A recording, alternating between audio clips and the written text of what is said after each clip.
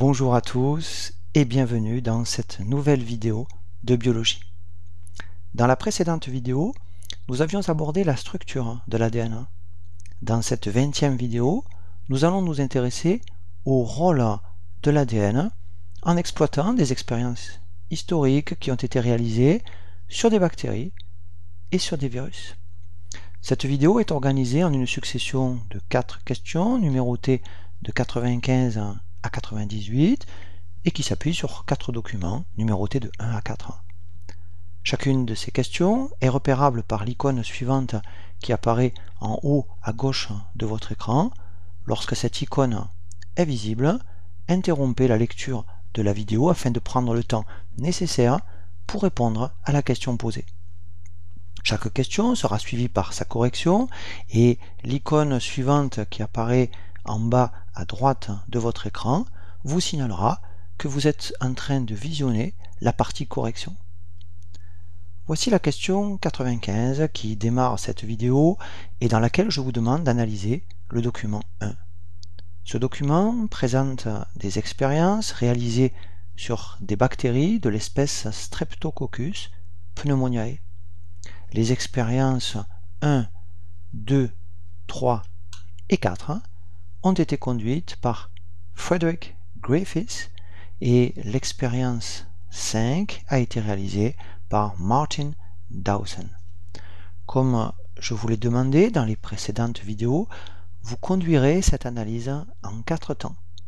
Le premier temps sera consacré à la présentation du matériel biologique et des aspects techniques. Le second temps sera celui de la présentation des résultats expérimentaux. Le troisième temps sera consacré à l'interprétation de ces résultats et, dans un quatrième temps, vous présenterez quelques connaissances permettant d'approfondir l'étude de ce document. Interrompez ici la lecture de cette vidéo et prenez le temps nécessaire pour répondre à cette question 95. Puis, quand vous aurez terminé l'analyse en 4 temps de ce document 1, vous pourrez relancer la lecture de cette vidéo afin de découvrir la question suivante. Voici la question 96, dans laquelle je vous demande d'analyser le document 2 qui présente 2 expériences, l'expérience A et l'expérience B, toutes deux réalisées par l'équipe d'Avery à partir de Streptococcus pneumoniae. Ce document 2 sera analysé à nouveau en 4 temps, en présentant successivement la technique, les résultats expérimentaux, leur interprétation et enfin des connaissances pour approfondir l'étude de ce document. Stoppez ici la lecture de cette vidéo pour prendre le temps de répondre à cette question 96. Puis, quand vous aurez terminé votre analyse de ce document 2, relancez la lecture de cette vidéo afin de découvrir le corrigé des questions 95 et 96. Voici la correction de la question 95 dans laquelle vous deviez analyser le document 1. Le premier temps de votre analyse devait être consacré à la présentation du matériel biologique et des aspects techniques. Commençons par la présentation du matériel biologique utilisé dans ces expériences. Les travaux de Griffiths ont été réalisés chez des souris communes dont le nom d'espèce est Mus musculus. Les souris sont des animaux pluricellulaires constitués par des cellules eucaryotes et elles font partie du groupe des vertébrés. Comme l'homme, les souris appartiennent à la classe des mammifères. Ces souris communes sont très utilisées par les biologistes, par exemple en génétique ou bien en immunologie.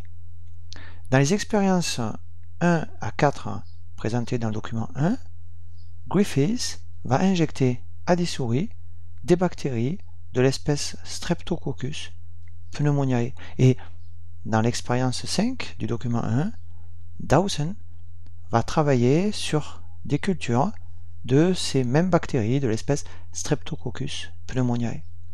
Rappelons que les bactéries sont des organismes vivants microscopiques et que ce sont des prokaryotes.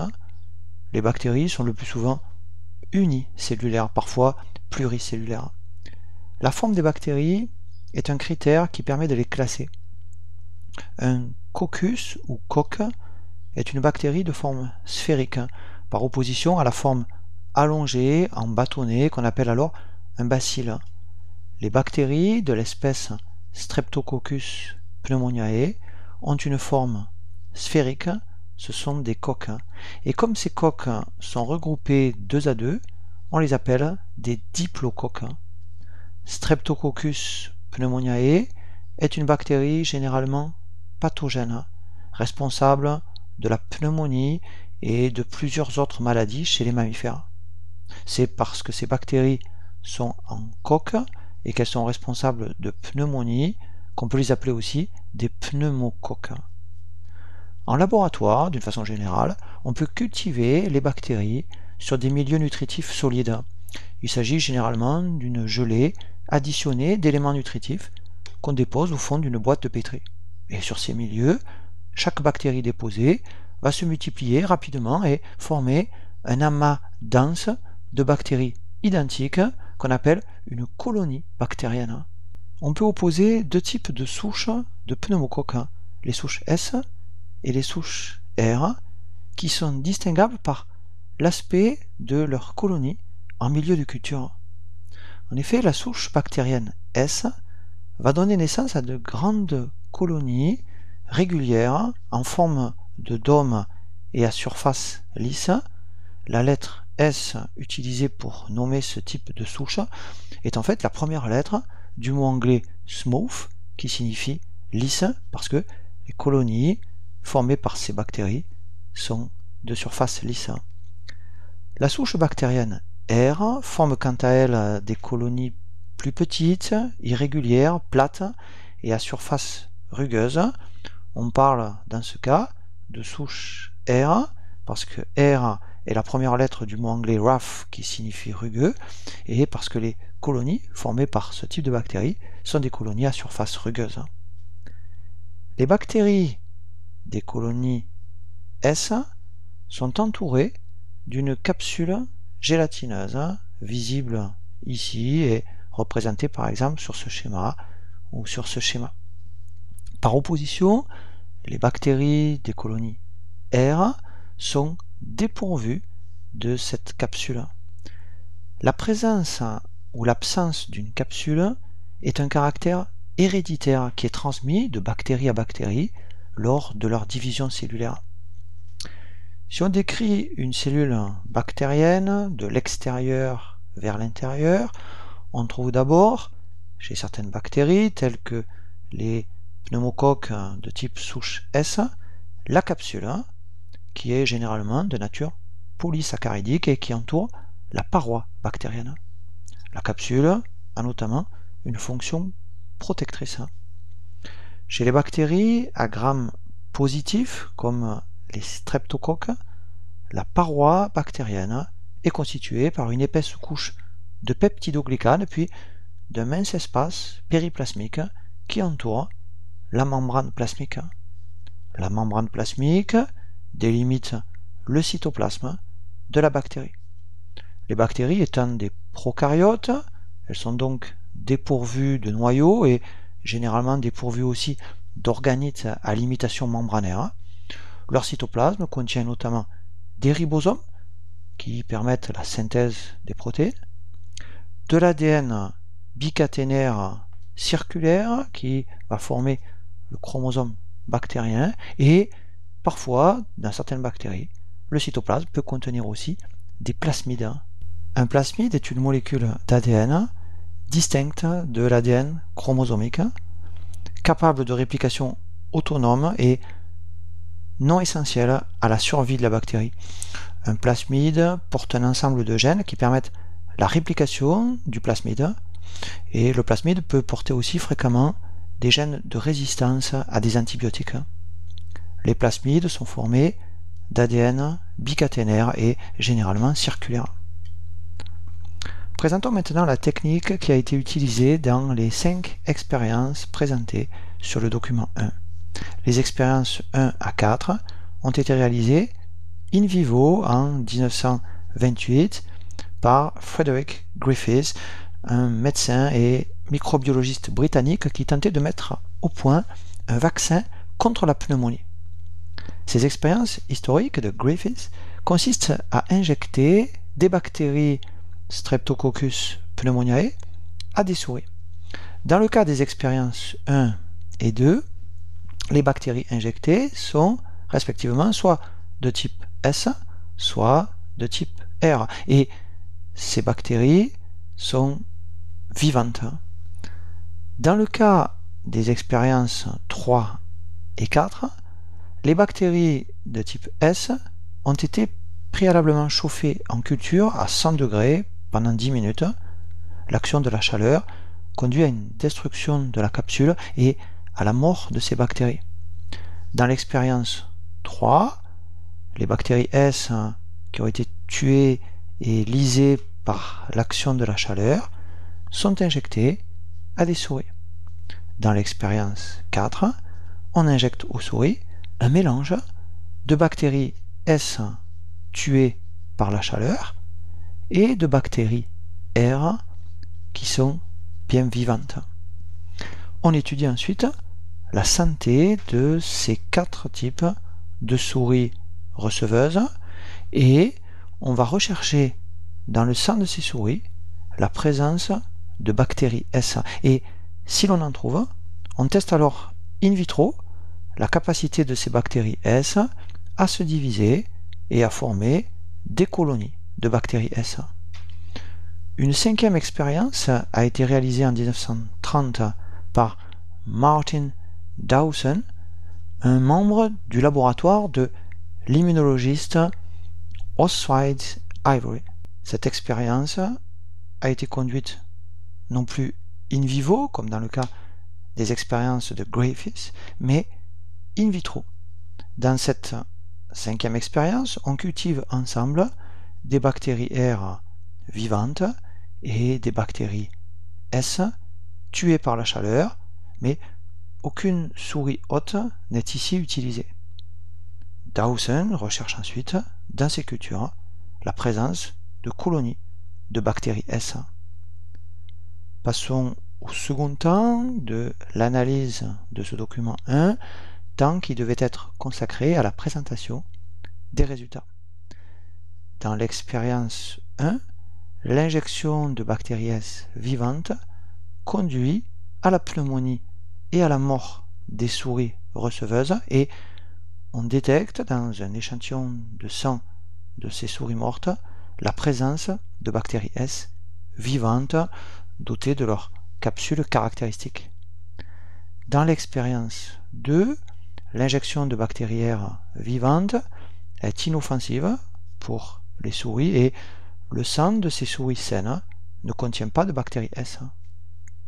Dans l'expérience 3, l'injection de bactéries S tuées n'affecte pas la santé des souris receveuses et le sang de ces souris saines ne contient pas de bactéries S. Dans l'expérience 4, dans laquelle on a injecté aux souris un mélange de bactéries S tuées par la chaleur et de bactéries R vivantes, on constate que ces souris contractent la pneumonie et meurent, et on détecte dans un échantillon de sang de ces souris mortes la présence de bactéries S vivantes pourvues de leur capsule et capables de se diviser in vitro pour redonner des bactéries S. Dans l'expérience 5, on peut faire la même observation que celle faite in vivo dans l'expérience 4, à savoir que la présence simultanée de bactéries R vivantes et de bactéries S tuées par la chaleur permet l'apparition de colonies S, mais cette observation est faite cette fois in vitro. Passons maintenant au 3e temps de l'analyse de ce document 1, temps qui devait être consacré à l'interprétation de ces 5 expériences. L'expérience 1 montre que les bactéries S vivantes sont virulentes chez la souris. Les bactéries S sont pourvues d'une capsule à fonction protectrice qui empêche leur élimination par les réactions immunitaires de l'hôte. Grâce à cette capsule, les bactéries S parviennent donc à échapper au système immunitaire de la souris. Ces bactéries S ne sont donc pas éliminées par le système de défense de la souris. Ces bactéries S sont alors virulentes et elles provoquent chez la souris la pneumonie. Ces bactéries S constituent la souche bactérienne pathogène. L'expérience 2 montre que les bactéries R n'ont pas le pouvoir pathogène des bactéries S. Nous avons vu que ces bactéries R ne sont pas entourées par une capsule. Elles sont en effet dépourvues d'une enzyme essentielle à la synthèse de cette capsule. Et en raison de l'absence de capsule protectrice, les bactéries R n'échappent plus au système immunitaire de la souris. Ces bactéries R sont donc éliminées par le système de défense de la souris et ces bactéries R s'avèrent donc inoffensives. Contrairement aux bactéries S, les bactéries R ne sont donc pas virulentes et elles constituent par conséquent une souche bactérienne non pathogène. L'expérience 3 montre que l'action de la chaleur qui a tué les bactéries S avant qu'on ne les injecte à une souris a fait perdre à ces bactéries S leur caractère virulent. L'action de la chaleur qui a conduit à la destruction de la capsule de ces bactéries, qui a conduit à leur mort et à leur lyse, fait que l'injection de ces bactéries S n'est plus nocive pour les souris qui les reçoivent. Il faut donc que les bactéries S soient vivantes, comme dans le cas de l'expérience 1, pour qu'elles puissent être virulentes. Notons que dans l'expérience 3, les bactéries S ont été lysées par la chaleur et leurs constituants chimiques ont donc été libérés à l'extérieur de ces bactéries S tuées. Le résultat de l'expérience 4 est très surprenant. En effet, les bactéries S ont été tuées par la chaleur avant leur injection, mais on retrouve des bactéries S vivantes dans le sang des souris qui ont reçu au départ un mélange de bactéries S mortes et de bactéries R vivantes. Et ces bactéries S vivantes que l'on retrouve dans ces souris receveuses peuvent se diviser pour former d'autres bactéries S. Ces bactéries S, tuées par la chaleur, n'ont pas pu revenir miraculeusement à la vie et les bactéries R n'ont pas pu simplement utiliser les capsules des cellules mortes de la souche S pour devenir virulentes parce que le traitement thermique initial subi par les bactéries S a détruit irréversiblement leur capsule.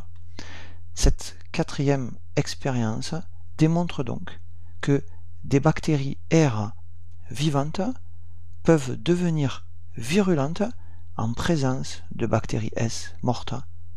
Des bactéries R sont donc devenues des bactéries S. Une transformation bactérienne s'est donc produite. Cette transformation des bactéries R en bactéries S est héréditaire puisque les bactéries R transformées en bactéries S génèrent par division une colonie de bactéries S. Cette transformation bactérienne est probablement due à une substance chimique libérée par les bactéries S mortes et lysées. Ainsi, Griffiths émet en 1928 l'hypothèse que les bactéries R vivantes ont été transformées en bactéries S par une substance provenant des bactéries S tuées. L'expérience 5 de Dawson, conduite in vitro, montre que cette transformation bactérienne ne nécessite pas de souris hôte puisqu'elle se manifeste aussi in vitro. L'expérience 5 conduit donc à rejeter toute participation des tissus de l'hôte, c'est-à-dire ici de la souris, dans la transformation bactérienne. La transformation bactérienne ne nécessite donc pas de cellules hôtes vivantes. Comme observé dans l'expérience 4, les bactéries R transformées en bactéries S dans l'expérience 5 continuent, au cours de leur division successive, à produire en culture des bactéries S. Cette transformation bactérienne est donc stable et permanente.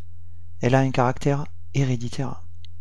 Terminons cette analyse du document 1 par le 4e temps consacré à la mobilisation de vos connaissances afin de prolonger l'étude de ce document en apportant quelques précisions supplémentaires. Ce travail de Griffiths ne l'a pas conduit à mettre au point le vaccin contre le pneumocoque qu'il espérait, mais ce travail a permis une avancée scientifique fondamentale en montrant que les bactéries S pouvaient conférer aux bactéries R le phénotype S par l'intermédiaire d'une substance que Griffiths a appelée le principe transformant ou encore le facteur transformant. Ce facteur transformant est une substance libérée ici par une cellule morte et qui va modifier la cellule vivante qui reçoit cette substance. Cette transformation de bactérie R en bactérie S consiste en l'apparition d'une capsule de polysaccharides autour des bactéries de la souche non pathogène ayant reçu ce facteur transformant, ce qui protège ces bactéries transformées des attaques du système immunitaire de la souris.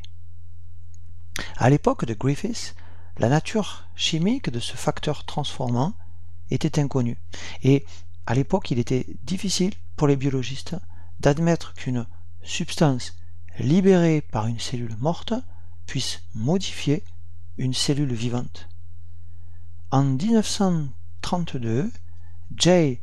Lionel Alloway du laboratoire d'Oswego Ivory parvint à mettre en solution l'agent transformant, et cet agent possédait la même faculté de transformation des bactéries R que les bactéries S traitées par la chaleur. Pendant les 10 années qui suivirent, Avery et ses collaborateurs concentrèrent leur attention sur la purification de ce facteur transformant et sur la détermination de son identité. Et dans votre travail d'analyse de document, il était temps alors de passer à l'analyse du document 2 qui présente des résultats obtenus par l'équipe d'Avery. Voici la correction de la question 96 dans laquelle vous deviez analyser les expériences A et B présentées sur le document 2. Le premier temps de votre analyse devait être consacré à la présentation des aspects techniques.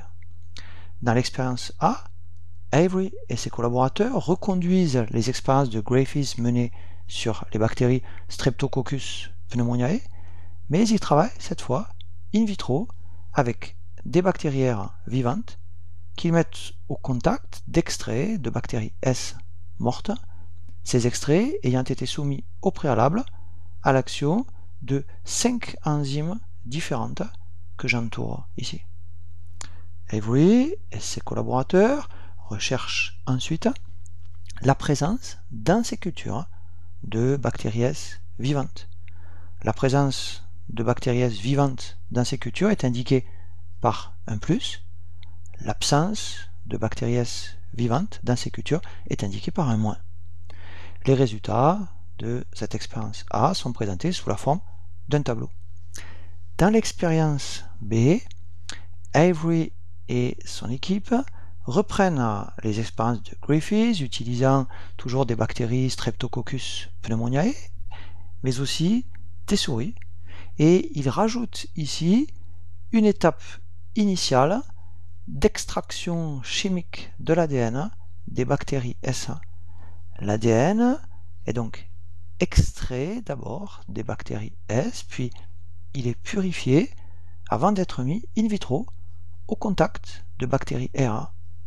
L'étape suivante de cette expérience est conduite in vivo, exactement comme dans les expériences de Griffiths.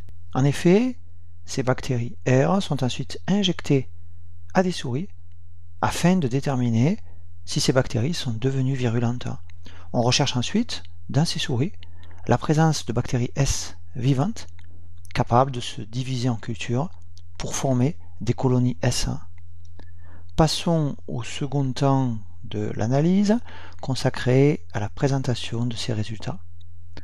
Dans l'expérience A, les traitements d'extraits de bactéries S mortes par 4 types d'enzymes que sont les lipases, les glucidases, les protéases et l'aérénase permettent toujours à ces bactéries S de transformer les bactéries R vivantes en bactéries S. Par contre, un traitement des bactéries S mortes par l'adénase ne permet plus aux bactéries R vivantes d'être transformées en bactéries S.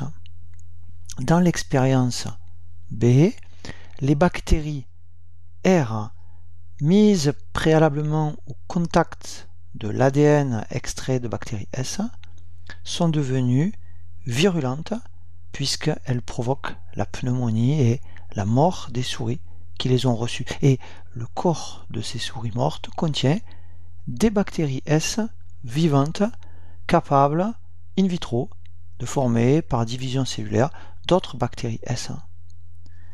Passons au troisième temps de l'analyse consacré à l'interprétation de ces résultats en commençant par ceux de l'expérience A. Les lipases, les glucidases, les protéases, l'aérénase et l'adénase sont des enzymes qui hydrolysent respectivement les lipides, glucides, protéines, ARN et ADN. Et l'hydrolyse de ces composés organiques va conduire à leur simplification en molécules organiques plus simples que sont le glycérol, les acides gras, les oses, les acides aminés, les nucléotides et les bases azotées.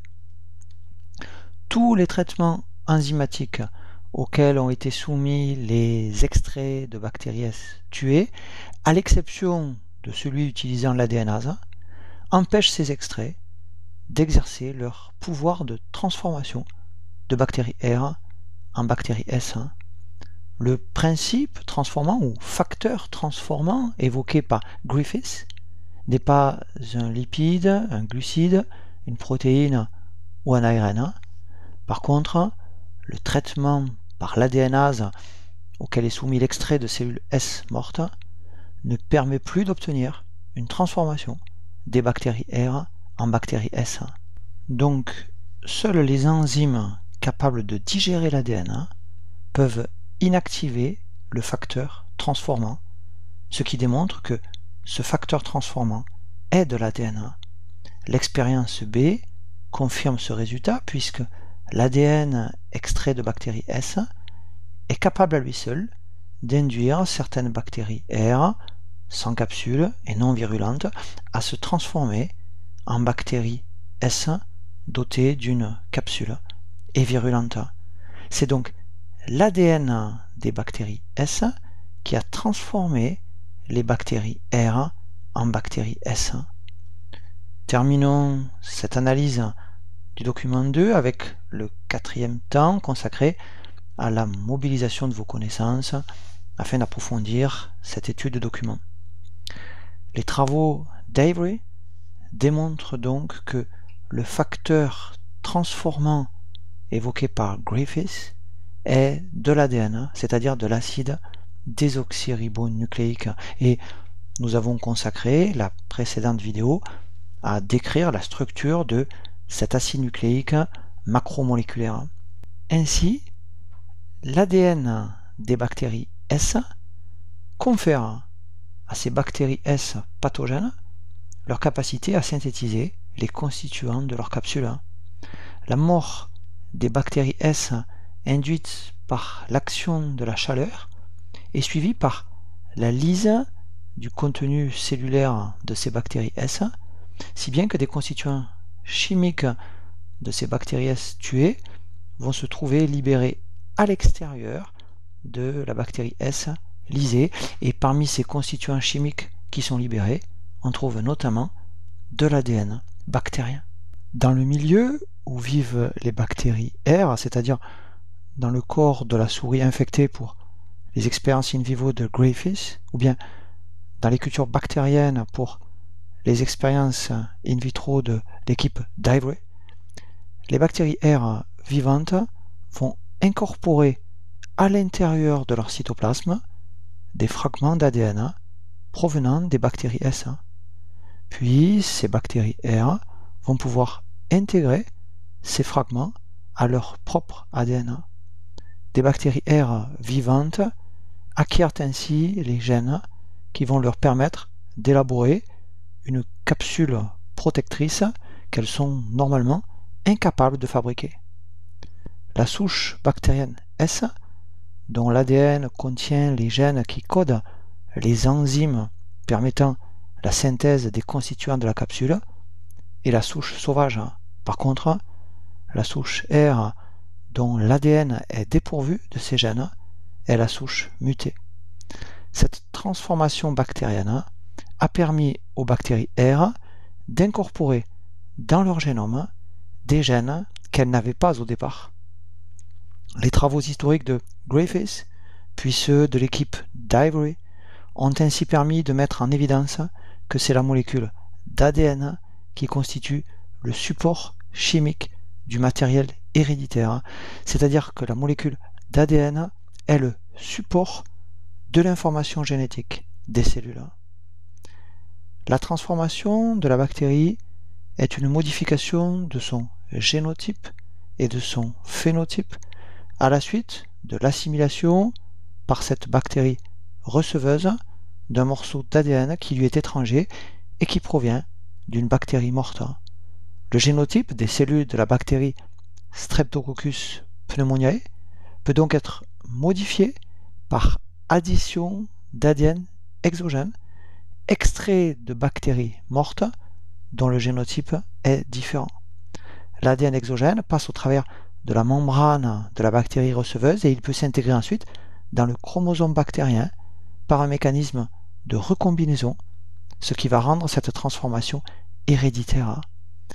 Les bactéries filles issues de la division de la bactérie transformée auront le même génotype et le même phénotype que la bactérie transformée. La transformation bactérienne, qui est représentée dans la partie haute de ce schéma, est donc un transfert génétique au cours duquel un fragment d'ADN bicaténaire libre, représenté ici en rouge, est capté par une bactérie receveuse avant d'être éventuellement intégré au chromosome de cette bactérie, chromosome qui est représenté ici en orange. La transformation bactérienne est un phénomène naturel et courant chez les bactéries. Pour que la transformation puisse s'effectuer, il faut que la bactérie receveuse soit en état de compétence, c'est-à-dire qu'elle soit capable de prélever une molécule d'ADN libre dans son environnement par le processus de transformation. On distingue la compétence naturelle de certaines bactéries et la compétence artificielle acquise après traitement de la bactérie en laboratoire. Chez les bactéries, la transformation peut permettre aux bactéries d'acquérir des gènes de virulence ou bien d'acquérir des gènes de résistance à certains antibiotiques. Le type de transfert de gènes que nous venons d'évoquer avec la transformation bactérienne est un type de transfert horizontal de gènes. Il existe d'autres types de transferts horizontaux de gènes chez les bactéries. Par exemple, le processus de conjugaison, qui est représenté dans la partie basse de ce schéma, est un phénomène qui est observé aussi chez les bactéries et qui consiste en une transmission d'ADN plasmidique ou d'ADN chromosomique d'une bactérie donneuse, qualifiée de bactérie mâle ou de bactérie F+, à une bactérie receveuse, appelée bactérie femelle ou bactérie F-. La conjugaison, appelée aussi sexualité bactérienne, nécessite un contact entre deux bactéries de sexes différents. Le facteur de sexualité ou facteur de fertilité de la bactérie donneuse confère à cette bactérie la capacité de synthétiser un tube flexible de nature protéique qu'on appelle un pilus, et ce pilus va permettre le rapprochement de la bactérie donneuse et de la bactérie receveuse.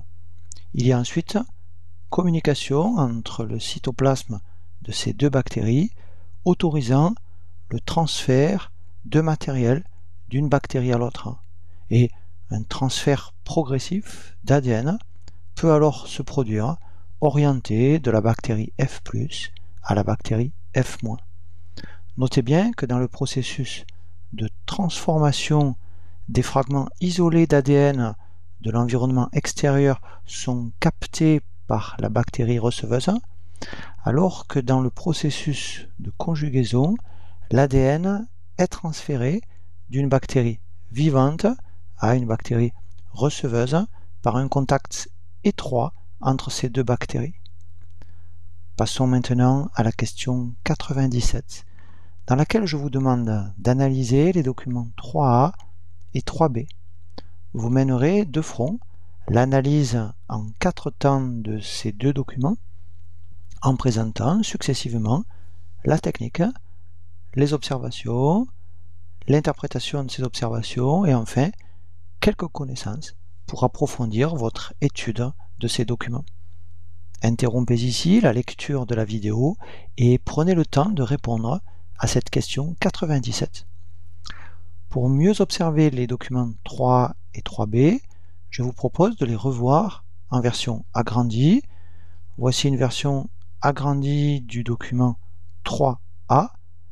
Faites un arrêt dans la lecture de cette vidéo pour pouvoir bien observer ce document 3A. Une version agrandie du document 3B est présentée ici. Stoppez ici la vidéo et prenez le temps nécessaire pour bien étudier ce document. Quand vous serez satisfait de votre réponse à cette question 97, vous pourrez relancer la lecture de la vidéo afin de découvrir le corrigé qui suit. Voici le corrigé de la question 97 dans laquelle vous deviez analyser ensemble les documents 3A et 3B. Le premier temps de cette analyse devait être consacré à la présentation de la technique ayant permis l'obtention de ces deux documents. Ces deux documents sont des électronographies obtenues par l'utilisation d'un microscope électronique à transmission. Dans la technique de microscopie électronique à transmission, l'échantillon est imprégné par un matériau dense aux électrons. L'échantillon à observer est généralement imprégné de sels de métaux lourds, ces métaux lourds pouvant être de l'uranium, du plomb ou de l'osmium. À l'intérieur du microscope électronique, l'échantillon est placé dans le vide sur le trajet d'un faisceau électronique. Certains des électrons qui parviennent à l'objet à observer sont dispersés par les structures de l'échantillon imprégnées par le matériau dense aux électrons et ces électrons ne vont pas participer à la formation de l'image. Les autres électrons traversant l'objet sont concentrés pour former une image observable sur un écran phosphorescent. Pour obtenir les documents 3A et 3B, avant l'observation en microscopie électronique à transmission, on a utilisé une technique particulière appelée l'imprégnation négative ou coloration négative. Dans cette technique, les particules à observer sont mises en suspension dans une solution concentrée de sels de métaux lourds, par exemple une solution d'acétate d'uranyl. Les particules en solution, représentées ici en bleu, sont déposées sur une petite grille de cuivre, préalablement recouverte par un fin film de carbone. Ces particules sont alors immergées par la solution de sel de métal lourd. On procède ensuite à une étape de séchage afin que le solvant puisse s'évaporer. Ainsi, un très fin dépôt de sel métallique, représenté ici en noir, va recouvrir le film de carbone, sauf aux endroits où le sel métallique a été exclu par la présence de l'objet à observer. Cette préparation sera observée ensuite avec un microscope électronique. Le film de sel métallique forme une couche opaque aux électrons qui enrobe l'objet et qui en épouse très exactement les irrégularités de surface, permettant ainsi de distinguer en microscopie électronique de nombreux détails très fins de cet objet. Comme l'objet à observer laisse passer beaucoup plus facilement les électrons que le métal lourd de l'imprégnation environnante, il se forme une image inverse ou image négative de l'objet à observer. Les objets apparaissent ainsi en clair sur un fond sombre C'est-à-dire que ces objets clairs sont entourés par une sorte de halo noir qui est bien visible, par exemple, ici sur le document 3B. L'imprégnation négative est une technique rapide et facile d'utilisation, particulièrement utile pour observer de très petites particules telles que les virus, les ribosomes ou les fibres du cytosquelette. Passons maintenant au deuxième temps de l'analyse de documents, temps qui devait être consacré à l'observation des documents. Sur le document 3A présenté ici, on peut voir une structure en forme de bâtonnet. Ce bâtonnet a une longueur d'environ 2,5 microns et il est entouré par de nombreuses petites particules dont la longueur est d'environ 0,2 microns, c'est-à-dire 200 nanomètres. Ces nombreuses petites particules sont constituées chacune par une tête polygonale et par une queue linéaire qui est au contact du bâtonnet.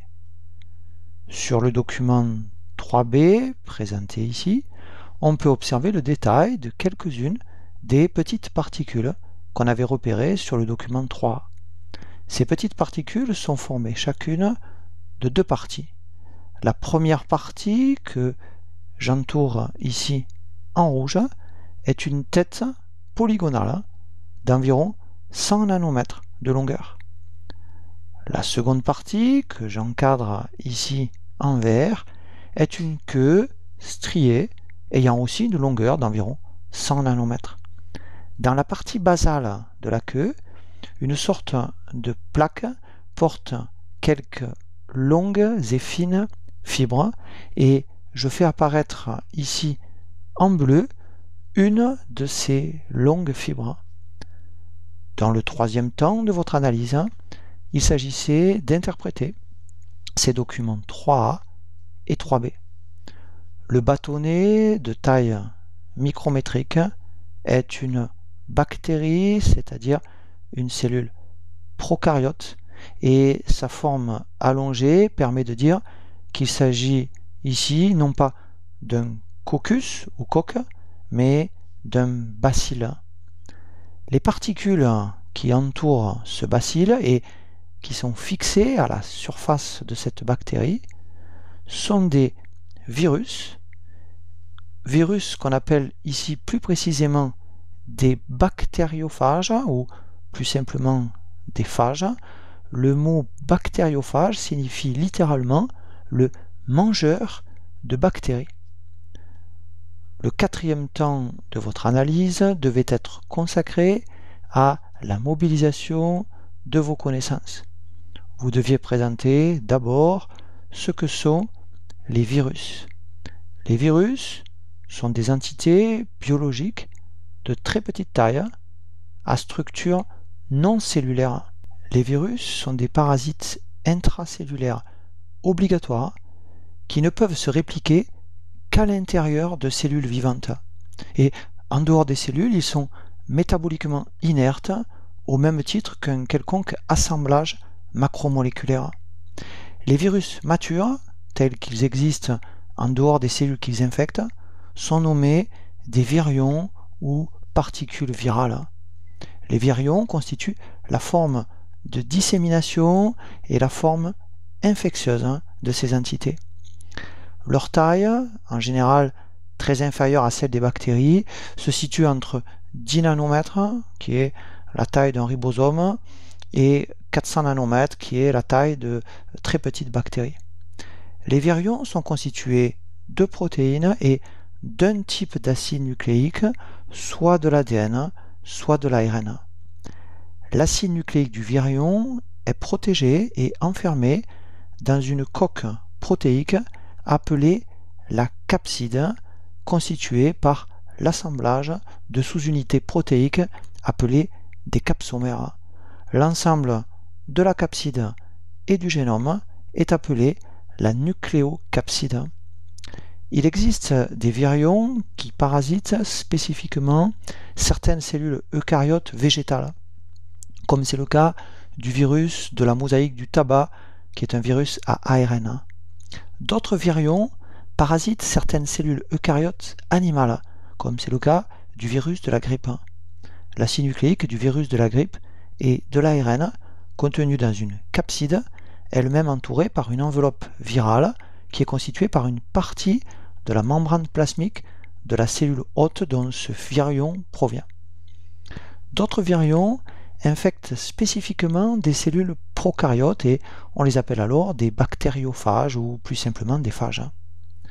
La forme de la capside des virions permet de classer les virus en 3 groupes principaux. Le premier groupe est celui des virus cylindriques ou hélicoïdaux, caractérisés par une capside simple et allongée, parfois filamenteuse, dans laquelle des protéines entourent l'acide nucléique sur toute sa longueur, formant une sorte de manchon serré. C'est le cas du virus de la mosaïque du tabac. Le second groupe est celui des virus icosaédriques qui ont une capside formée par 20 faces triangulaires jointives, ce qui est le cas par exemple des adénovirus qui infectent les voies respiratoires des animaux.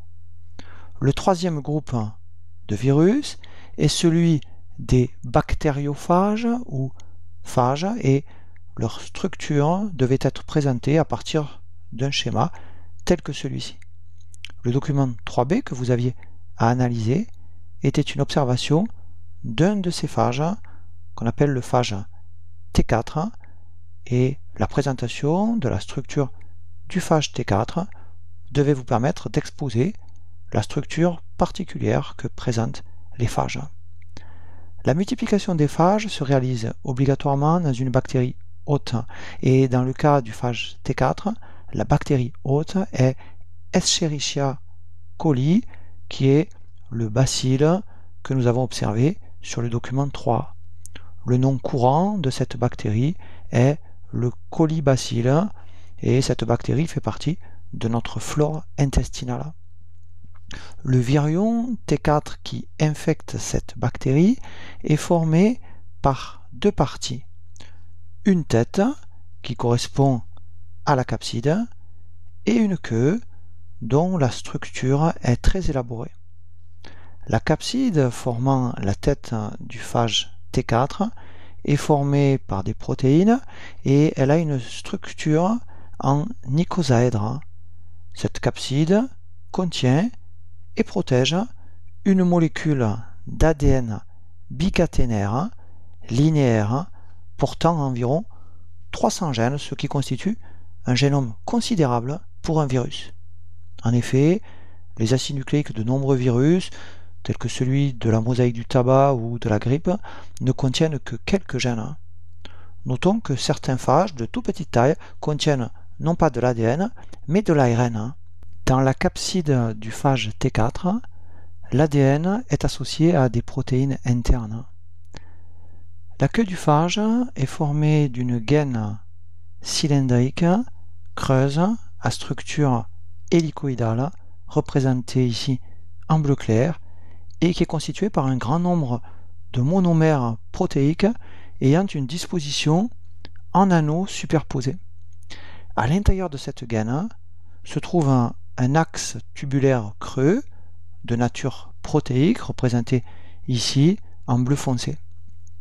La queue se termine par une plaque caudale de forme hexagonale et de nature protéique. Cette plaque terminale porte 6 épines caudales ou fibres caudales courtes, ainsi que 6 fibres caudales longues et fines, permettant un attachement spécifique du phage sur sa bactérie hôte. Entre la tête et la queue se trouve le cou, représenté ici en marron, et un collier portant de minces filaments. Notez bien qu'à part l'ADN contenu dans la capside, tous les éléments du phage sont de nature protéique. On pouvait terminer cette partie en évoquant brièvement la notion de cycle lytique, notion sur laquelle nous reviendrons de façon plus complète un peu plus loin dans cette vidéo.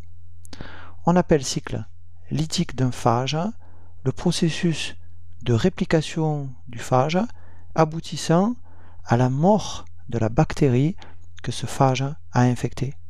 Ce terme de cycle lytique fait référence au dernier stade de l'infection qui est la lyse, c'est-à-dire l'éclatement de la bactérie hôte, laquelle libère ainsi les phages qu'elle a fabriqués.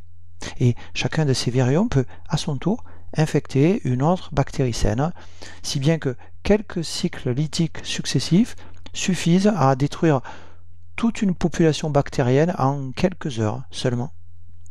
Un phage qui se multiplie uniquement suivant un cycle lytique est qualifié de phage virulent. Un autre phage, appelé le phage T2, est très proche du phage T4 d'un point de vue de son organisation structurale et fonctionnelle. Le phage T2 infecte aussi la bactérie Escherichia coli et il constitue aussi un phage virulent dont la réplication entraîne la lyse de sa bactérie hôte. Voici la question 98 qui est aussi la dernière de cette vidéo. Dans cette question 98, je vous demande d'analyser ce document 4 qui présente sous la forme d'un tableau les résultats d'expériences qui ont été réalisées en 1952 par Hershey et Chase. Vous analyserez d'abord la ligne A de ce tableau de résultats, c'est-à-dire la ligne colorée en bleu. Pour cette analyse de la ligne A, vous adopterez, comme précédemment, une démarche en 4 temps, comprenant successivement un commentaire technique, la présentation de ces résultats, leur interprétation et enfin la mobilisation de quelques connaissances. Vous analyserez ensuite la ligne B de ce tableau, c'est-à-dire la ligne colorée en rose, en adoptant les mêmes 4 temps dans votre démarche. Interrompez ici la lecture de cette vidéo afin de prendre le temps de conduire cette analyse de document. Puis, lorsque vous aurez terminé, vous relancerez la lecture de cette vidéo afin de découvrir le corrigé qui suit. Voici le corrigé de la question 98 qui démarre par une analyse en 4 temps de la ligne A, c'est-à-dire de la ligne bleue de ce tableau de résultats. Le premier temps doit être consacré à la présentation de la technique utilisée pour obtenir les résultats présentés dans cette ligne. Il fallait d'abord expliquer comment, d'un point de vue technique, on peut obtenir les deux populations de phages T2 utilisées dans ces expériences, c'est-à-dire la population de phages marquée au 32P et la population de phages marquée au 35S. Pour obtenir ces deux populations virales marquées, il faut d'abord pouvoir produire des phages T2. On est donc dans l'obligation d'utiliser la bactérie hôte de ces phages, puisqu'un virus est un parasite intracellulaire strict et qui ne peut pas être répliqué sans la participation de sa cellule hôte. Nous venons de voir que la bactérie hôte du phage T2 est Escherichia coli et que le phage T2 est un virus virulent, c'est-à-dire qu'il ne se réplique que par un cycle lytique. Il s'agit donc ici de réaliser un cycle lytique de phage T2 sur Escherichia coli. Notons qu'il faut utiliser ici des souches précises d'Escherichia coli dont la paroi contient des molécules spécifiquement reconnues par le phage T2. On qualifiera ces souches d'Escherichia coli de bactéries sensibles, c'est-à-dire de bactéries sensibles au phage T2 et donc capables d'être infectées par ce phage. Pour avoir une population de phages T2 marquée au 32P, on va réaliser un cycle lytique sur une population d'Escherichia coli sensible cultivée dans un milieu contenant des sels de phosphate marqués au phosphore 32, lequel est un isotope radioactif du phosphore. Cette première population de bactéries infectées va donc produire des virions T2 marqués au 32P, virions qu'il suffira de récupérer après la lyse de leur bactérie hôte. Pour avoir une autre population de phages marquée cette fois au 35S, on va réaliser un autre cycle lytique sur une autre population d'Escherichia coli sensible, cultivée cette fois dans un milieu contenant des sels de sulfate marqués au soufre 35, lequel est un isotope radioactif du soufre. Cette seconde population de bactéries infectées va donc produire cette fois des virions T2 marqués au 35S, virions qu'il suffira de récupérer après la lyse de leurs bactéries hôtes. Je vous rappelle que les acides nucléiques contiennent du phosphore qui est présent dans le groupement phosphate de chacun de leurs nucléotides constitutifs. Mais les acides nucléiques ne contiennent pas de soufre. Par contre, les protéines ne contiennent pas d'atomes de phosphore, mais elles contiennent des acides aminés soufrés que sont la cystéine et la méthionine.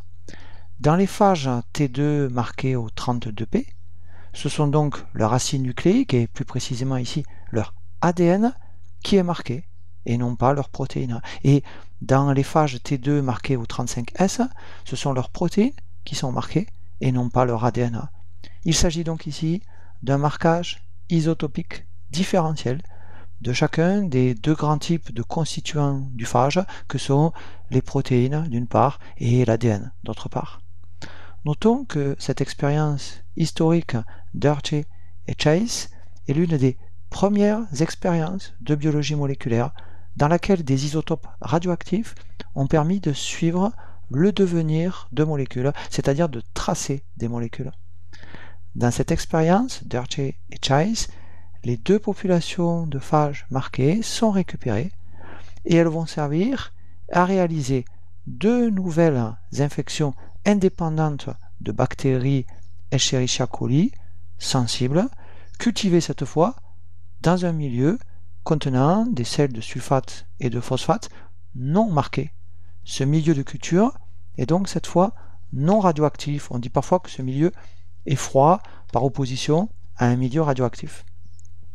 On va laisser 15 minutes de contact entre ces phages et leurs bactéries hôtes.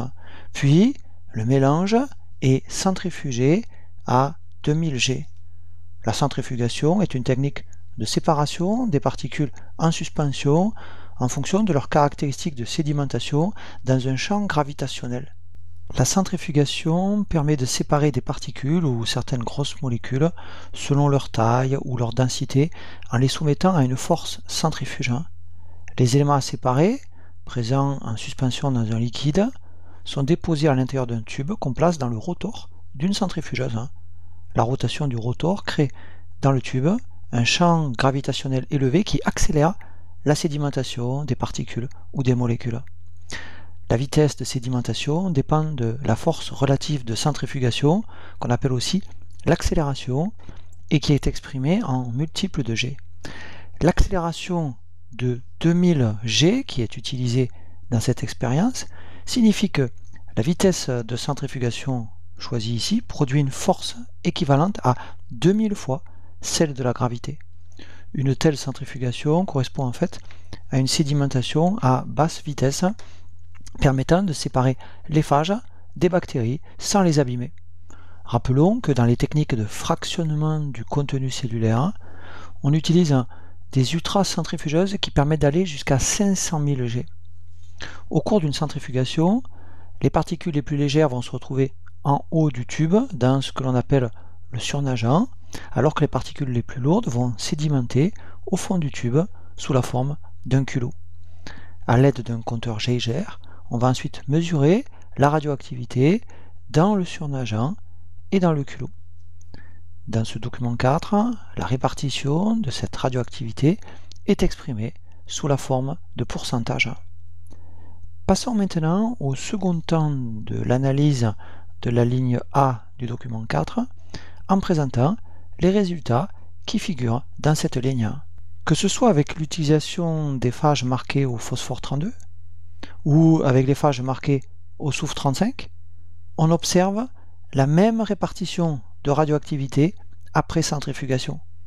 La radioactivité détectée dans le surnageant est dans les deux cas très faible, 10% avec les phages 32P, 16% avec les phages 35S, alors que la radioactivité détectée dans le culot est, dans les deux cas, très élevée, 90% dans le cas des phages 32P, 84% dans le cas des phages 35S.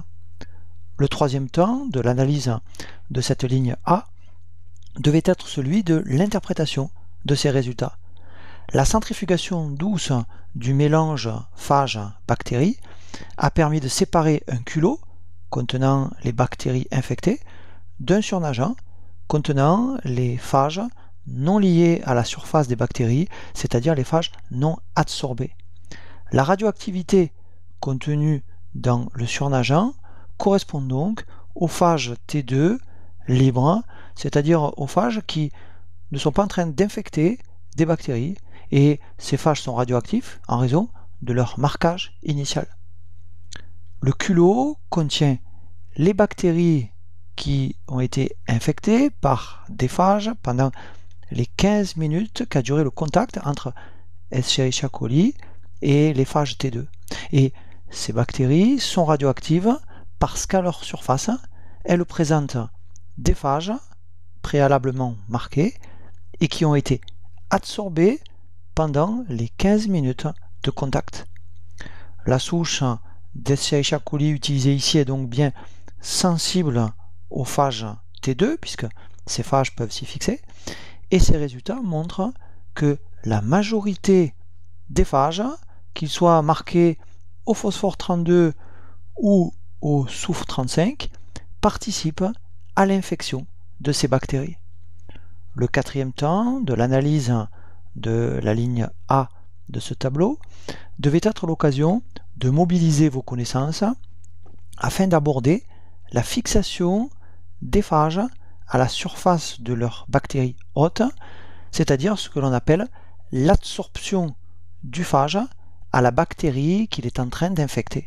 Les phages se fixent grâce à leurs fibres caudales sur les parois de leurs bactéries cibles, et ils peuvent parfois se lier aussi aux pili, qui sont de petits appendices situés à la surface de la paroi de certaines bactéries, et ils peuvent se lier aussi aux flagelles pour les bactéries qui en possèdent. Des molécules situées à l'extrémité des fibres caudales du phage vont se fixer à des récepteurs spécifiques de la paroi bactérienne.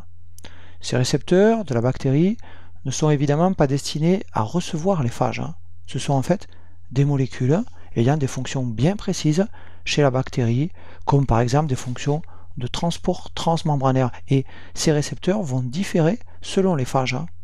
Prenons l'exemple des phages T4 et T2, qui sont deux phages capables d'infecter la bactérie Escherichia coli.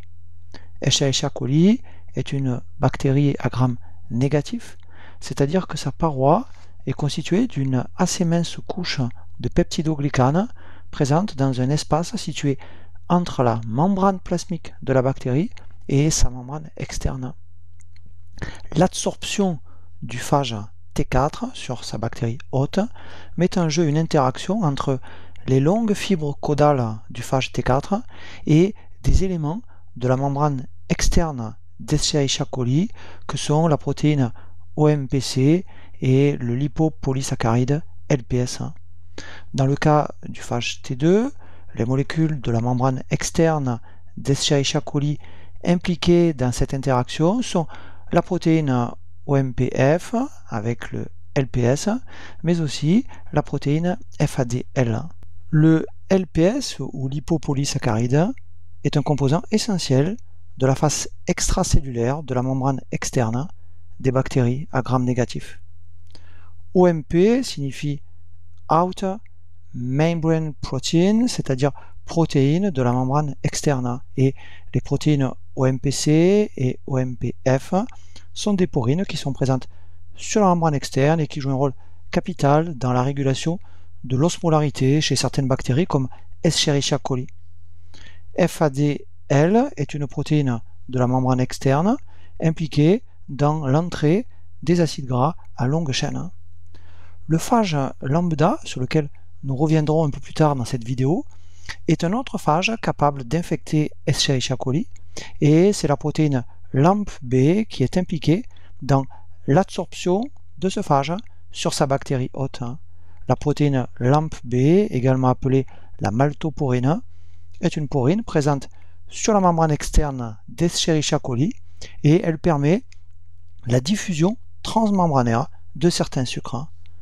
La fixation d'un phage sur sa bactérie hôte nécessite donc la présence dans la paroi bactérienne de récepteurs spécifiques. La bactérie qui a des récepteurs spécifiques à ce phage est qualifiée de bactérie sensible à ce phage. Et notons que les bactéries disposent de moyens de défense contre l'infection par les phages. Par exemple, la sélection naturelle va favoriser les mutants bactériens dont les sites récepteurs ne sont plus reconnus par un type donné de phage et dans ce cas, la bactérie mutée ne sera plus sensible à ce type de phage. Poursuivons l'analyse des résultats expérimentaux d'Archer et Chase en nous intéressant maintenant à la ligne B qui est colorée en rose sur ce tableau. Cette analyse devait être là encore menée en 4 temps avec un premier temps consacré à la présentation de la technique utilisée. Nous avons obtenu à l'issue de la première centrifugation 2 culots, un que j'entoure en rouge et qui est issu de l'expérience conduite au départ avec des phages 32P et un que j'entoure ici en bleu et qui est issu de l'expérience conduite au départ avec des phages 35S. Nous avons vu que ces 2 culots contiennent des bactéries en cours d'infection virale et présentant à leur surface des phages T2 adsorbés. On va ensuite soumettre ces 2 culots à une agitation vigoureuse à l'aide d'un mixeur pendant 3 minutes. Cette agitation intense a pour fonction de décrocher les phages adsorbés, c'est-à-dire de séparer les phages des bactéries sur lesquelles ils s'étaient fixés. Puis les éléments de ces 2 culots sont soumis à une deuxième centrifugation, toujours à 2000 G, c'est-à-dire une centrifugation douce dont la basse vitesse permet d'éviter de déstructurer les bactéries. Cette seconde centrifugation permet d'obtenir, à partir de chacun des 2 culots, un surnageant dépourvu de bactéries, mais contenant les phages décrochés de leurs bactéries hôtes, et un culot contenant les bactéries infectées. On mesure alors la radioactivité des culots, ici et ici, et des surnageants, ici et ici, issus de cette seconde centrifugation. La répartition de la radioactivité est exprimée à nouveau en pourcentage. Passons au second temps de l'analyse de cette ligne B en présentant les résultats expérimentaux qui y figurent. Dans le cas des expériences conduites au départ avec des phages 32P, c'est-à-dire avec des phages dont l'ADN est marqué, 82% de la radioactivité, c'est-à-dire l'essentiel de la radioactivité, est détecté dans le culot. Les bactéries contiennent le phosphore radioactif initialement présent dans l'ADN des phages.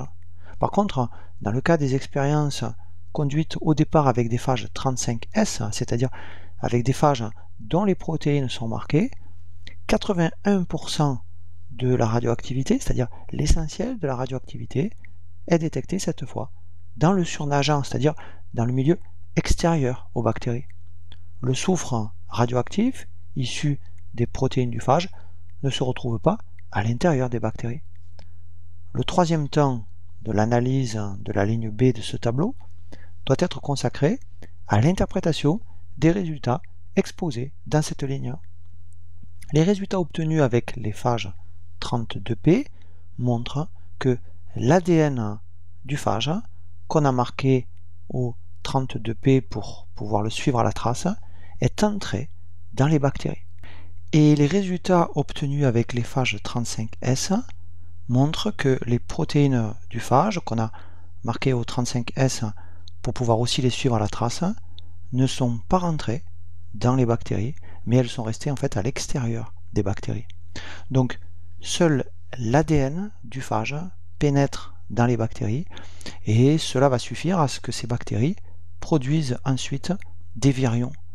L'ADN injecté par le phage dans la bactérie joue donc un rôle fondamental parce qu'il est détenteur de toute l'information nécessaire à la synthèse du virion. L'ADN constitue le matériel héréditaire de ces phages, tandis que leurs protéines de structure ne sont qu'un emballage qui sera éliminé une fois que l'ADN viral a été injecté dans la bactérie hôte. L'expérience d'Urche et Chais et son interprétation peuvent être reprises à l'aide d'un schéma tel que celui-ci. Les molécules radioactives sont représentées ici en rouge et les molécules non radioactives sont représentées en noir. Dans la partie inférieure de ce schéma, la bactérie représentée est celle qui est infectée par un phage dont les protéines ont été marquées. Dans ce cas, la radioactivité va rester à l'extérieur de la bactérie dans les enveloppes virales, vides. Cette bactérie ne va pas devenir radioactive parce que les protéines de structure du phage ne pénètrent pas à l'intérieur de la bactérie. Et les virions qui seront produits ensuite par cette bactérie ne seront plus radioactifs. Dans la partie supérieure de ce schéma, la bactérie représentée est celle qui est infectée par un phage dont l'ADN a été marqué. Et dans ce cas, la bactérie va devenir radioactive parce que l'ADN du phage entre dans la bactérie hôte. Et une partie des virions qui seront produits par cette bactérie seront à leur tour radioactifs parce qu'un des deux brins de leur ADN bicaténaire sera le brin parental de l'ADN viral radioactif qui est rentré dans cette bactérie. Cette expérience historique d'Urche et Chais a permis de confirmer la fonction de l'ADN en tant que support de l'information génétique. Le quatrième temps de l'analyse de la ligne B du document 4, consacré à la mobilisation de connaissances, était l'occasion de décrire plus précisément les étapes d'un cycle lytique, mais aussi d'évoquer les notions de cycle lysogène et de transduction. Et on pouvait terminer ce quatrième temps en mentionnant quelques utilisations possibles des phages en biologie moléculaire et en médecine. Le cycle lytique d'un phage virulent, tel que le phage T4, peut être décrit en trois étapes, en trois phases successives. La première phase du cycle lytique est représentée sur l'ensemble de ce schéma. Cette première étape est la phase d'infection, au cours de laquelle ont lieu deux processus. Un premier processus est l'absorption du virion sur sa bactérie hôte, c'est-à-dire la fixation du phage à la surface de la bactérie. Le deuxième processus de l'étape d'infection est l'injection de l'ADN du phage à l'intérieur de la bactérie. Les longues fibres caudales du virion sont représentées ici en orange et par une, deux ou trois de ces longues fibres caudales déployées, le virion libre va se lier à des récepteurs spécifiques de la membrane externe d'Escherichia coli.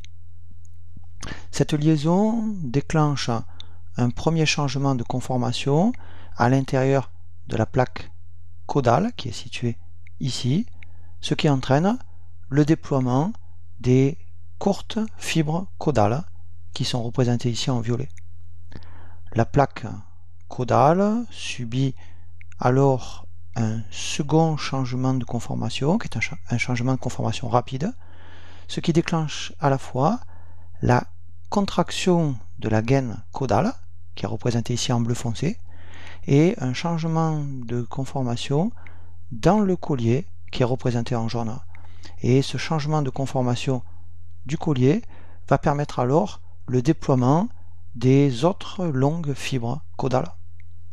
La contraction de la gaine caudale, qui est en fait une compression de cette gaine, c'est-à-dire un raccourcissement de cette gaine, va pousser l'axe tubulaire, qui est représenté ici en bleu clair, à travers la membrane externe de la bactérie. Puis des petites protéines, qui sont représentées ici en rouge, vont venir se dissocier de cet axe tubulaire. Cet axe constitue le dispositif d'injection de l'ADN dans la bactérie, le mécanisme d'injection de l'ADN phagique rappelant un peu celui d'une seringue. Une protéine représentée ici en bleu foncé qui maintient l'extrémité distale de cet axe d'injection entre en contact avec la membrane plasmique de la bactérie. Cette membrane se trouve alors anormalement déformée et rapprochée de la membrane externe de la bactérie. Cette déformation de la membrane plasmique peut être causée par une protéine qui doit sortir de l'axe tubulaire avant que l'ADN puisse quitter la capside. Au niveau de ce point de rapprochement des deux membranes, l'ADN du phage, qui était initialement présent à l'intérieur de la capside, va pénétrer dans la bactérie et il va être entièrement libéré dans le cytoplasme de la bactérie. On appellera décapsidation l'injection dans le cytoplasme bactérien de l'ADN viral contenu au départ dans la capside du phage à travers l'axe tubulaire creux. La particule phagique dépourvue de son ADN va rester à l'extérieur de la bactérie et elle constitue ce que l'on appelle un fantôme qui peut être décroché par agitation violente comme nous l'avons vu dans les expériences d'Urche et Chase. Voici un schéma complet du cycle lytique du phage T4. Le phage T4 est représenté ici avec sa tête, sa queue et ses fibres caudales permettant la fixation. La cellule hôte de ce phage est la bactérie Escherichia coli, dont le chromosome, représenté ici en rouge, est composé d'ADN bicaténaire circulaire. La première étape du cycle lytique, représentée en haut sur ce schéma, est la phase d'infection au cours de laquelle, nous venons de le voir, a lieu l'absorption du virion sur sa bactérie hôte, suivie par l'injection de l'ADN du virion dans la bactérie. Cet ADN viral, bicaténaire et linéaire est représenté ici en bleu-vert. La deuxième phase du cycle lytique est la phase dite d'éclipse, car rien ne se passe ici en dehors de la bactérie infectée. Pendant cette phase d'éclipse, il n'y a plus d'unité infectieuse et seules les enveloppes virales, vidées de leur ADN, sont encore présentes dans le milieu qui entoure la bactérie. Pendant cette phase d'éclipse, c'est non plus le génome bactérien, mais le génome viral qui va être exprimé, si bien que la bactérie hôte ne va plus synthétiser de protéines bactériennes, mais elle va synthétiser les protéines du virus. Notons que les promoteurs des gènes viraux sont plus forts que les promoteurs des gènes bactériens, ce qui va favoriser la transcription des gènes du phage au détriment des gènes de la bactérie. Les enzymes, les facteurs de transcription et de traduction, les ARN de transfert et les ribosomes qui sont représentés ici en marron, tous ces éléments qui permettent cette synthèse de protéines virales sont tous des éléments de la bactérie. Dans cette phase d'éclipse, on distingue une phase précoce, puis une phase tardive. Lors de la phase précoce, le seul génome viral qui est présent dans la bactérie est celui qui a été injecté par le phage, et seul ce génome est alors fonctionnel. Puis, dans la phase tardive, la réplication de l'ADN viral va permettre aux génomes viraux fils, issus de la réplication de l'ADN viral qui est entré, d'intervenir aussi dans l'expression de protéines virales. Commençons par décrire la phase précoce au cours de laquelle la bactérie va cesser d'exprimer son propre génome et va au contraire réorienter son activité de synthèse vers la production des première protéine codée par le génome viral. Lors de cette phase, parmi les gènes qualifiés de précoces, qui sont les premiers gènes du phage à être transcrits puis traduits, on peut citer d'une part une endonucléase, d'autre part une enzyme synthétisant une base azotée spécifique du phage qu'est l'hydroxyméthylcytosine, et enfin des enzymes nécessaires à la réplication de l'ADN viral. La phase précoce va se terminer lorsque la réplication de l'ADN viral débute. Après cette phase précoce, la réplication de l'ADN du phage commence donc dans le cytoplasme bactérien, permettant la synthèse d'environ 100 à 200 molécules toutes identiques d'ADN viral. L'endonucléase va couper l'ADN de la bactérie hôte, c'est la dégradation de l'ADN bactérien, si bien que le chromosome bactérien, représenté ici en rouge, se trouve rapidement disloqué, ce qui va interrompre définitivement l'utilisation de l'information génétique de la bactérie.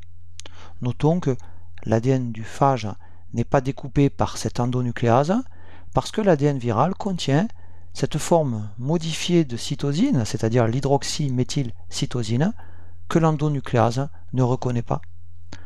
D'autres gènes viraux, qualifiés de gènes tardifs, sont exprimés pendant cette phase tardive, codant notamment pour des protéines de structure du phage, mais aussi pour une enzyme appelée le lysozyme.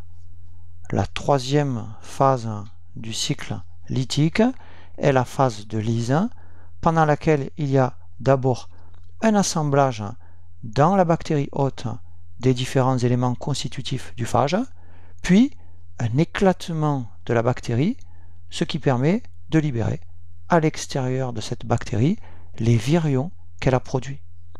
Au cours de cette troisième phase du cycle lytique, les capsides sont assemblés à partir de protéines virales de structure et l'encapsidation de l'ADN du phage se produit, c'est-à-dire que chaque molécule d'ADN viral va s'insérer à l'intérieur d'une capside.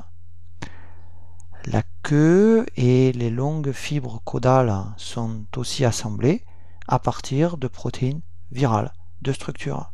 Puis, capside et queue vont se souder ensemble et des virions complets sont ainsi fabriqués à l'intérieur de la bactérie hôte.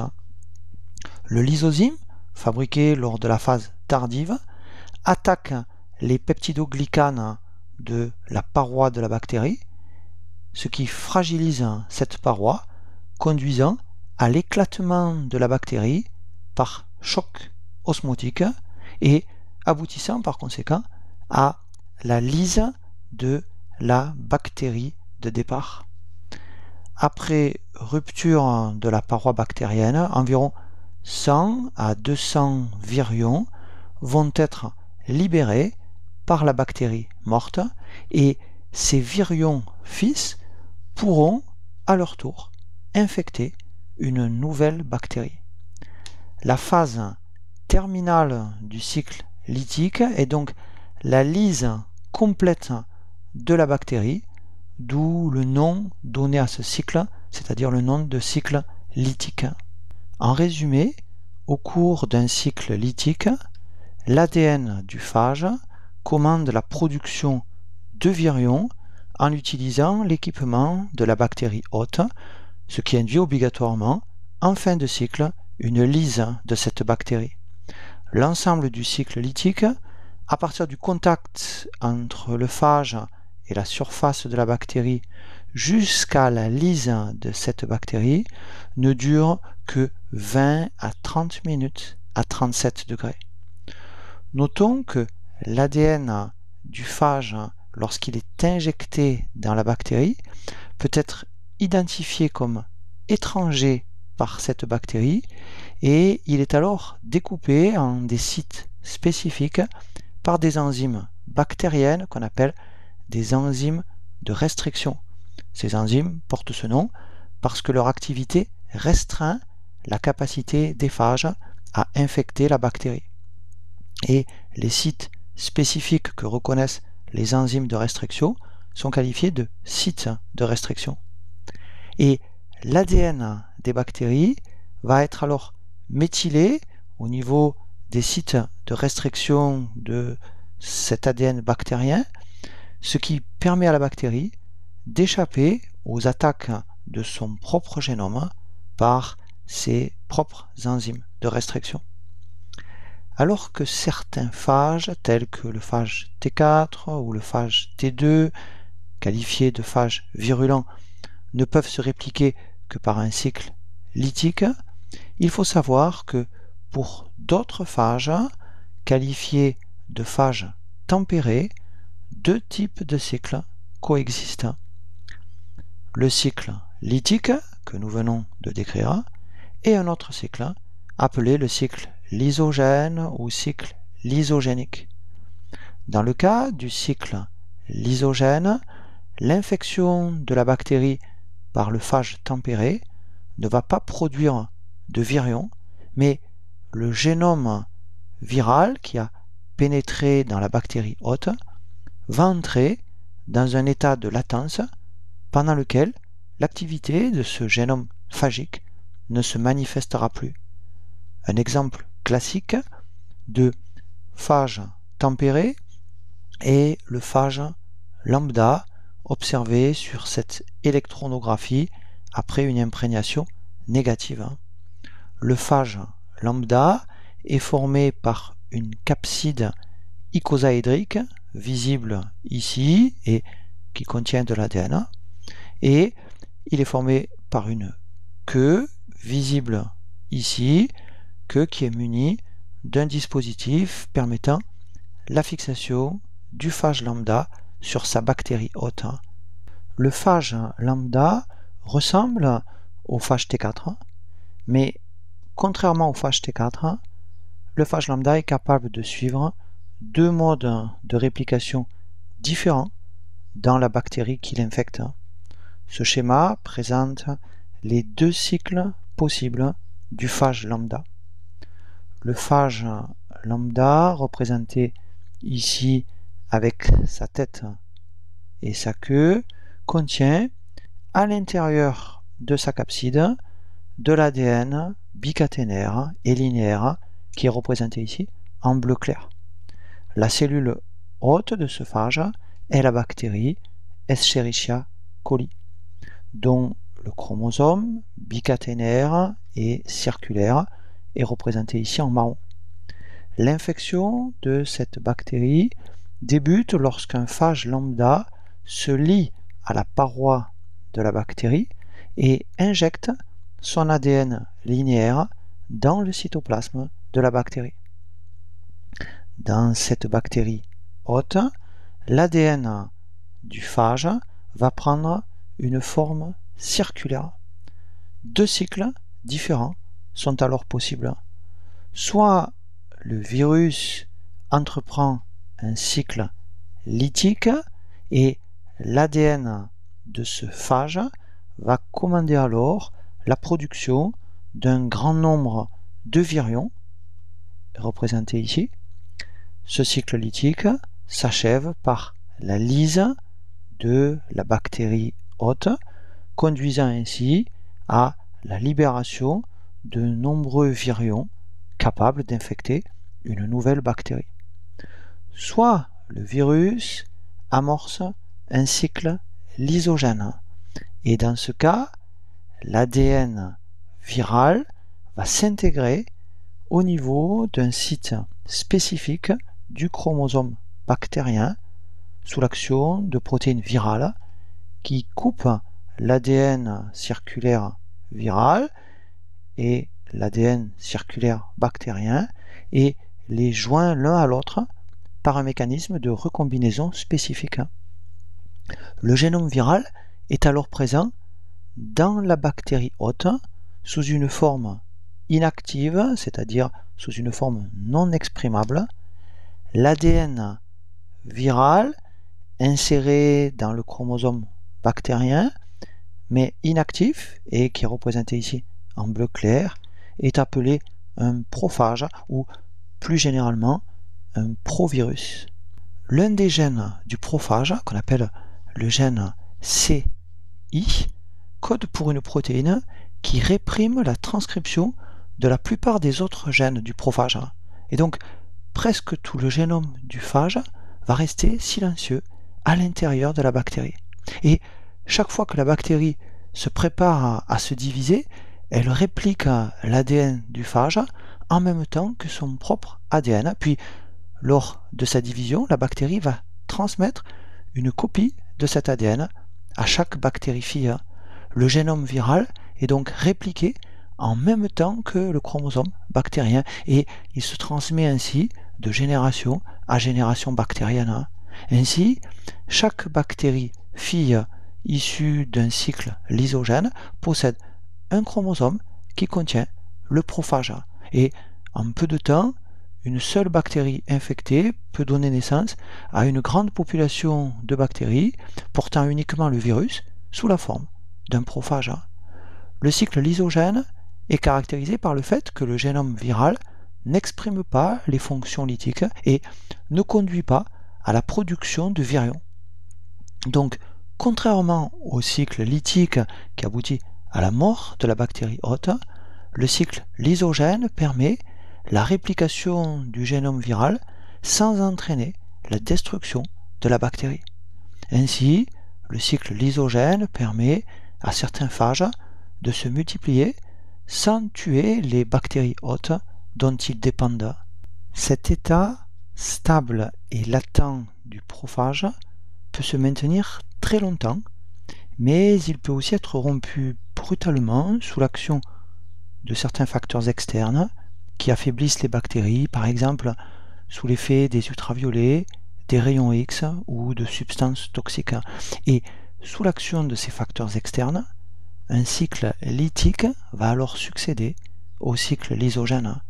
Notons que le terme lysogène indique que les prophages sont en mesure de générer des phages actifs qui provoqueront la lyse des bactéries hôtes à condition qu'un cycle lytique soit déclenché. Le passage d'un cycle lysogène à un cycle lytique se produit lorsque le génome du phage lambda a quitté le chromosome bactérien et que l'expression de ce génome viral s'est mise en route. Quand le phage lambda est à l'état de prophage, seul son gène CI s'exprime. Ce gène code pour la protéine CI, appelée aussi le répresseur du phage lambda, parce que cette protéine réprime la transcription des gènes viraux dont l'expression induit le cycle lytique. La protéine CI empêche le prophage d'être excisé du chromosome de la bactérie en bloquant la transcription de gènes viraux codant pour des protéines nécessaires à l'excision du prophage. Le répresseur du phage lambda est une protéine capable de se lier à l'ADN par son domaine hélice-tour-hélice. Quand le virus est à l'état de prophage, c'est-à-dire inséré dans le chromosome bactérien, la transcription des gènes viraux est donc réprimée, à part celle du gène CI, permettant le maintien du cycle lysogène. Nous venons de voir que le cycle lytique est induit par un état de stress de la bactérie, provoqué par exemple par les ultraviolets, les rayons X et des substances toxiques. Ces facteurs de stress abîment l'ADN bactérien et mettent en route le système SOS de la bactérie, qui est un système impliqué dans la réparation de l'ADN. La protéine bactérienne REC-A, qui est une protéine essentielle de ce système SOS, est alors active et dans la bactérie infectée dont le chromosome porte un prophage, cette protéine REC-A va stimuler l'autoclivage de la protéine CI, si bien que le répresseur du phage lambda n'est plus actif, les gènes viraux impliqués dans le cycle lytique sont alors transcrits, ce qui permet de passer du cycle lysogène au cycle lytique. Ainsi, dans des conditions où la survie de l'hôte bactérien est menacée, le prophage lambda est capable de quitter le chromosome bactérien et de produire ensuite des virions par un cycle lytique ce qui permettra au virion libéré d'aller infecter une autre bactérie. Nous avons vu dans le corrigé de la question 96 l'existence de deux types de transferts horizontaux de gènes chez les bactéries, que sont la transformation et la conjugaison.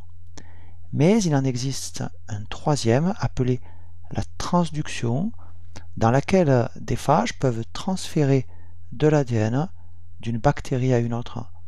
Un phage va par exemple infecter une bactérie et y injecter son ADN viral. De nouveaux phages vont se développer dans cette bactérie et certains phages vont intégrer une partie du génome bactérien dans leur propre ADN. Lors de la libération de ces phages par cette bactérie dite donneuse, ces phages vont infecter d'autres bactéries. Les virions contenant dans leur génome une partie de l'ADN de la bactérie donneuse vont, lors de l'injection de leur ADN, transférer des gènes bactériens nouveaux dans une bactérie hôte qui devient donc la bactérie receveuse. Et ces gènes bactériens nouveaux vont pouvoir s'insérer dans le chromosome de la bactérie receveuse si le phage est tempéré. Les transferts horizontaux de gènes par transformation, transduction et conjugaison jouent un rôle important dans l'évolution des bactéries. Ils ont pu par exemple permettre à certaines bactéries d'occuper de nouvelles niches écologiques ou nutritionnelles, et ils ont également permis à des bactéries non pathogènes de le devenir. Les phages peuvent être utilisés en biologie moléculaire et en médecine. En biologie moléculaire, les phages peuvent être utilisés comme des vecteurs de clonage. Le clonage de l'ADN est l'isolement et l'amplification d'une séquence donnée d'ADN. Cette opération nécessite l'insertion de la séquence à cloner dans un vecteur susceptible d'être répliqué. L'amplification du vecteur a lieu en général dans une bactérie compétente pour assurer la réplication de ce vecteur. Selon la taille et la nature des fragments d'ADN que l'on désire cloner, on utilisera différents vecteurs. Ainsi, les plasmides permettent d'intégrer des fragments d'ADN dont la taille est inférieure à 15 kilobases. Les plasmides sont capables de réplication autonome à l'intérieur de la bactérie qui les héberge. Les phages, tels que le phage lambda et le phage P1, qui sont des phages tempérés, peuvent être utilisés aussi comme des vecteurs qui présentent l'avantage de pouvoir accepter des fragments d'ADN de plus grande taille.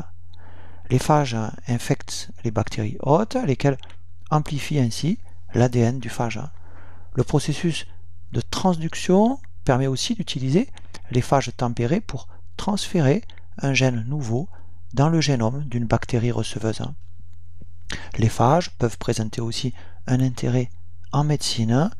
Dans les années 1920, la phagothérapie, c'est-à-dire l'utilisation des phages pour détruire des bactéries pathogènes, fut une technique pionnière, efficace de lutte contre les infections bactériennes. Puis, avec l'avènement des antibiotiques, cette technique fut progressivement abandonnée.